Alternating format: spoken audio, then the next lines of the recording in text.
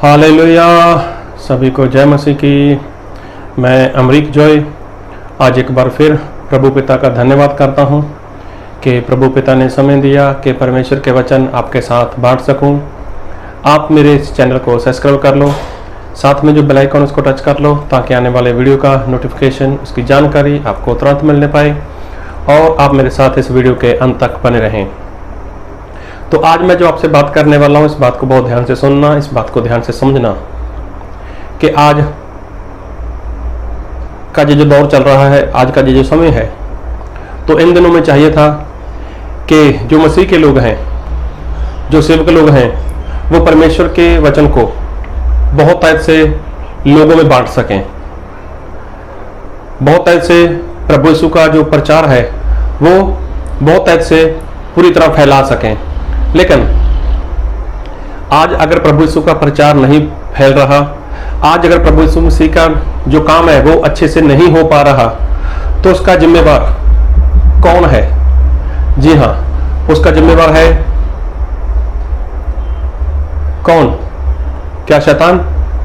नहीं, मैंने ऐसा तो बोला नहीं कि शैतान जिम्मेवार है, लेकिन मैं जो कहना चाहता हूं इस बात को ध्यान से सुनना, और हो सके आपको अपने कान के ऊपर विश्वास ना हो, लेकिन मैं सही बोल रहा हूं। मैं जो बात बोलने वाला हूं इस बात को ध्यान से सुनना और समझना कि उसका जिम्मेवार शैतान नहीं, लेकिन मसीह को मानने वाले लोग हैं, मसीह के ऊपर विश्वास करने वाले लोग हैं, बड़े बड़े आराधक लोग, जो लोग बोलते हैं कि हम लोग परमेश्वर की आराधना करते हैं, और जिनकी आराधना से बहुत सारे लोग प्रभावित हो जाते हैं, आनंद करते हैं, खुश होते हैं, जिनके बहुत सारे फॉलोवर हैं। और आज ऐसे आराधक इस संसार में हैं कि जिनका नाम सुनकर लोग इकट्ठा होते हैं। तो अगर आज मसीह का प्रचार नहीं हो रहा, आज अगर मसीह का काम नहीं बढ़ पा रहा, आज अगर प्रभु यीशु मसीह की जो वचन की सच्चाई है, शिक्षा है, लोगों में नहीं बांटी जा रही, तो उसका कारण है सिर्फ और सिर्फ आराधक। उसका जिम्मेवार है सिर्फ आराधक। क्यों? मैंने ऐसा क्यों बोला? क्या मैं किसी आराधक के खिलाफ हूं? क्या मुझे कोई आराधक पसंद नहीं है? मैंने ऐसा भी नहीं बोला। तो फिर क्या कारण है?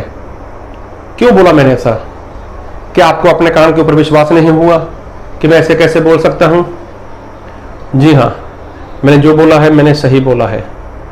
और बाइबल में प्रभु यीशु ने ऐसा बोला है कि तुम लोगों ने सेत में, मतलब मुफ्त में लिया है और मुफ्त में दो। जी हाँ, बाइबल की बात कर रहा हूं। प्रभु यीशु ने बोला कि तुम लोगों ने मुफ्त में पाया है और मुफ्त में बांटो। अभी क्या आज ऐसा होता है? क्या आज ऐसा होता है कि इंसान वो मुफ्त में बांट रहा है, उसको सेहतमेत में मिला है और वो मुफ्त में बांट रहा है? आज ऐसा भी नहीं हो रहा।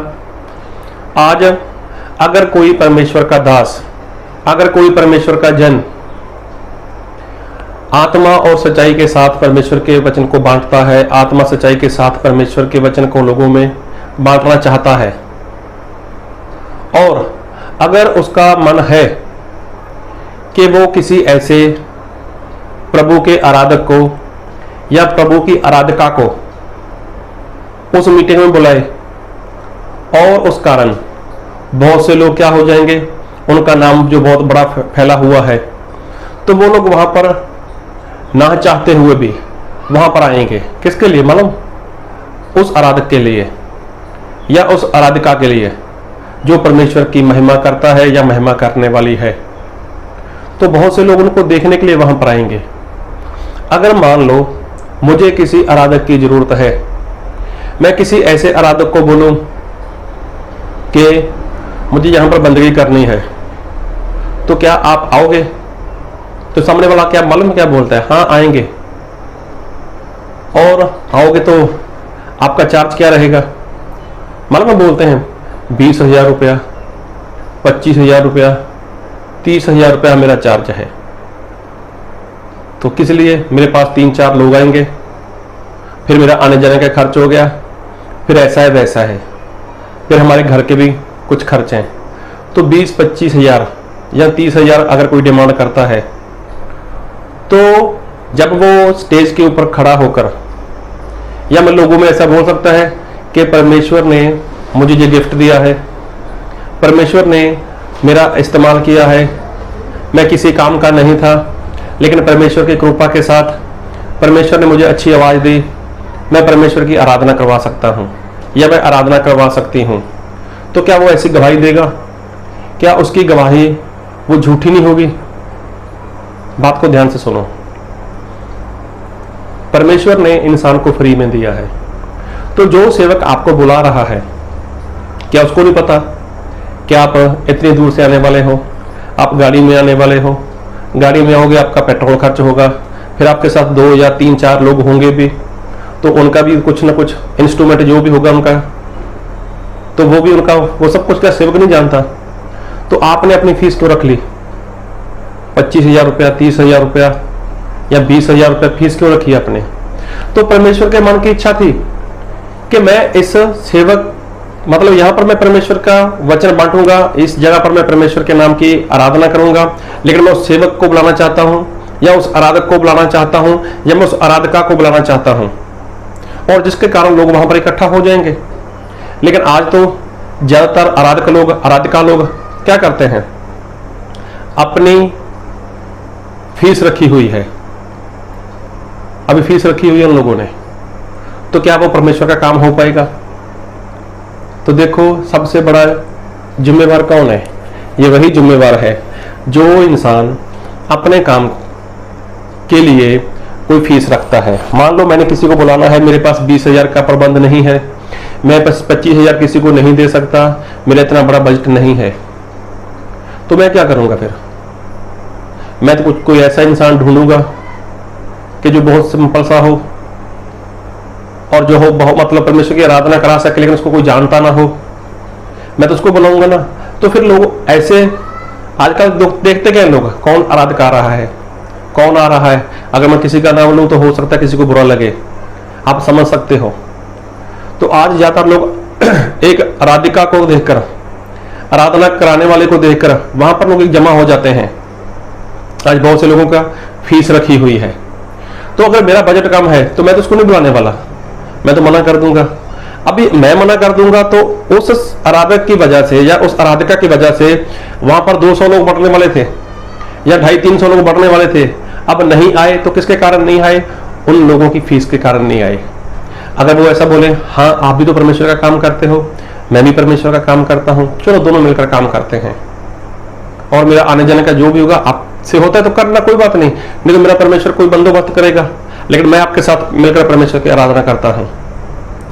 तो अगर ऐसा होगा तो उसको बोल सकते हैं ना, परमेश्वर ने इसको फ्री में दिया है और ये फ्री में बांट रहा है। लेकिन आज के जो आराधक लोग हैं उनको आवाज तो बहुत बढ़िया दी है परमेश्वर ने, उनका इस्तेमाल भी होता है, बहुत से फॉलोवर हैं उनके, लेकिन आज उनकी फीस है, और फीस की वजह से जो सेवक उनके साथ मिलकर काम करना चाहता है, प्रभु के नाम को उठाना चाहता है, प्रभु के नाम की मतलब जो गवाही है, जो वचन है वो बांटना चाहता है, तो वो इंसान नहीं कर पाया। तो इसका जिम्मेवार कौन? इसका जिम्मेवार तो वही आराधक हो गया ना, क्योंकि उसने अपनी फीस रखी 20,000, 25,000, 30,000, और वो सेवक नहीं कर पाया इसके लिए। और बाइबल में क्या लिखा है, एक वचन पढ़ूंगा आपके लिए, और मैं वचन पढ़ूंगा आपके लिए, मत्ती रचित सुसमाचार उसका 5 अध्याय और उसके 13 वचन। मत्ती रचित सुसमाचार 5 का 13, तुम पृथ्वी के नमक हो। अभी देखो यहां पर लिखा है तुम पृथ्वी के नमक हो। तो देखो आप लोग दाल सब्जी खाते रहते हो, हर बार खाते हो, सुबह शाम दोपहर जब भी आपको मिले आप खाते हो। तो दाल सब्जी में और भी बहुत कुछ डाला जाता है, उसमें मिर्ची डाली जाती है, उसमें मसाले डाले जाते हैं, और बहुत कुछ डाला जाता है उसमें। लेकिन प्रभु यीशु ने बोला कि तुम पृथ्वी के नमक हो। किसको बोला? अपने लोगों को बोला। तो नमक मालूम क्या चीज है? नमक हर एक इंसान की, हर एक घर की, हर एक इंसान की वो जरूरत है। आप किसी बहुत धनवान इंसान के घर में चले जाओ तो आपको वहां पर नमक मिलेगा। बहुत ही गरीब इंसान है, झोपड़पट्टी में रहता है, आप वहां पर चले जाओ, आपको वहां पर नमक मिलेगा। आप बड़े से महल में चले जाओ, बड़े से रुपए पैसे वाले घर में चले जाओ, हो सकता है वहां पर बहुत बढ़िया बढ़िया मसाला हो, महंगा महंगा मसाला हो, 1000 रुपए किलो, 2000 रुपए किलो, 3000 रुपए किलो वाली आइटम वहां पर हो, जो सब्जी में डालते हैं लोग। एक पैसे वाला इंसान उसको रख सकता है, लेकिन झोपड़पट्टी वाले घर में चले जाओ तो इतनी महंगी वस्तु उसके घर में आपको दिखाई नहीं देगी जो सब्जी में डाली जाती है। तो प्रभु यीशु ने नमक को बोला, नमक आप किसी भी मोहल्ले में चले जाओ, किसी ऐसी छोटी सी छोटी दुकान पर चले जाना जो सामान किराने का सामान बेचते हैं, आपको छोटी सी दुकान से भी नमक बहुत आसानी के साथ मिल जाएगा। और सबसे बड़ी बात, नमक की ज़्यादा कीमत नहीं रहती, नमक की ज़्यादा कीमत नहीं रहती, वही 20-25 रुपए किलो मिल जाता है वो, और बहुत आसानी से मिल जाता है। आपको काली मिर्च चाहिए, छोटी इलायची चाहिए, बड़ी इलायची चाहिए, चाहे और भी चाहिए, कुछ भी चाहिए, गरम मसाला वगैरह जो भी, तो हो सकता है वो आपको किसी घर में किसी घर में ना मिले, लेकिन नमक तो हर बार आपको सभी जगह पर मिल जाएगा। क्यों? वो आसानी से मिलता है और वो सस्ता रहता है। तो प्रभु यीशु ने क्या बोला कि तुम पृथ्वी के नमक हो। किसके बारे में बात कर रहे हैं प्रभु यीशु?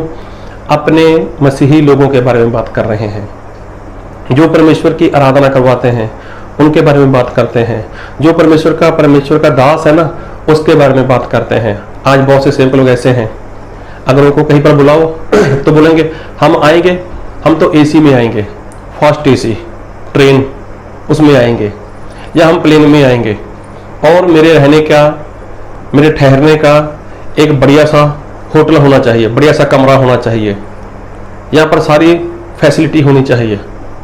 मतलब अगर कोई परमेश्वर के दास को बुलाना चाहे भी तो उनकी कितनी सारी डिमांड रहती है, ऐसा है, वैसा है, ये है, वो है, फलाना है, ढिमका है, तो क्या हो पाएगा? वो तो महंगे हैं, और जो महंगी चीज है ना उसको लोग खरीदते नहीं है, उसको छोड़ देते हैं, उसको छोड़ देते हैं। आपकी कीमत बहुत ज्यादा है, आप एक अच्छे सेवक हो सकते हो, बढ़िया सेवक हो सकते हो।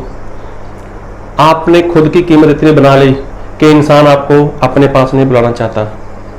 अगर आप सस्ते हो, आपकी कोई डिमांड नहीं है, आपको कोई कहीं पर रखे, आपको कोई भी मुश्किल नहीं, आपको कोई परेशानी नहीं, आपको आने जाने के लिए एसी गाड़ी नहीं चाहिए, आप स्लीपर में आ सकते हो, तो ये क्या है? ये एक सस्ता सा और बढ़िया सा और आसान सा एक रास्ता है परमेश्वर की सेवा करने का। लेकिन अभी आप तो बड़े हो गए ना, आपको क्या चाहिए? सुविधा चाहिए, आपको ये चाहिए, आपको वो चाहिए, तो क्या ऐसा कर कर आप परमेश्वर की सेवा कर पाओगे? अरे जो लोग आपको बुलाना चाहते हैं, क्या वो लोग बुलाएंगे आपको? आपके अंदर कितने सारे नखरे आ गए, आपको नहीं चाहिए ऐसा, आपको वैसा नहीं है, ये है, वो है, फलाना है, ढिमका है। जब कोई आपको परमेश्वर के दास होने के नाते आपको बुलाता है, तब आप क्या क्या बहाने लगा देते हो, ऐसा है, वैसा है, ये है, वो है, तो क्या होगा इसके साथ? तो क्या आप परमेश्वर की सेवा कर पाओगे? तो जब आप परमेश्वर का काम नहीं कर पाओगे तो आपके को जो बुलाना चाहता है, प्रभु का दास या प्रभु का सेवक, जब आपको वो बुलाना चाहता है, आप नहीं पहुंचते, अगर वहां पर जो काम होने वाला था वो काम नहीं हुआ, तो उसका जिम्मेवार कौन? उसका जिम्मेवार तो आप ही होगे ना। चाहे आप आराधक हो, चाहे आप प्रभु के सेवक हो, बहुत बढ़िया हो, हर बात में आपकी बहुत बढ़िया आराधना होती है, घंटों में ही आपको लाखों हजारों के फॉलोवर चले जाते हैं, व्यूवर चले जाते हैं, तो क्या फायदा उसका?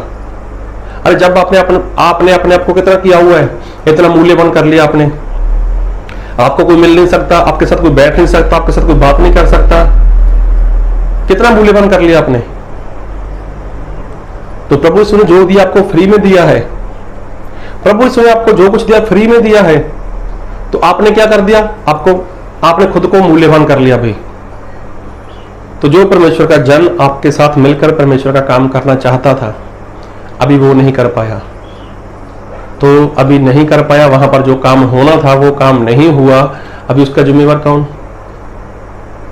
आराधक, वो सेवक। और बाइबल में ऐसा लिखा है कि वचन पढ़ूंगा आपके लिए मैं पढ़ूंगा पहला कुरिन्थियों उसका 14 अध्याय उसके 26 वचन से। इसलिए हे भाइयों, क्या करना चाहिए? जब तुम इकट्ठा होते हो तो हर एक के हृदय में भजन, जहाँ उपदेश, जहाँ अन्य भाषा, जहाँ प्रकाश, जहाँ अन्य भाषा का अर्थ बताना रहता है। सब कुछ आत्मिक उन्नति के लिए होना चाहिए। अभी देखो यहाँ पर लिखा है भजन हो, किसी के पास संदेश हो, उपदेश हो, तो ये क्या है? आत्मिक उन्नति के लिए। तो आपको जो भजन मिलते हैं, आपको जो गीत मिलते हैं, आप जो परमेश्वर की आराधना करते हो, क्या आप अपनी ओर से करते हो? क्या उसमें परमेश्वर आपको सहायता नहीं करते? आपको परमेश्वर ने जो वरदान दिए, आपको परमेश्वर ने जो गिफ्ट दिए, तो क्या आपको आपकी काबिलियत के अनुसार दिया परमेश्वर ने? अरे आप इसके योग्य नहीं थे, परमेश्वर ने आपको दिया तो इसके योग्य आप नहीं थे, लेकिन ये परमेश्वर ने आपके ऊपर कृपा की।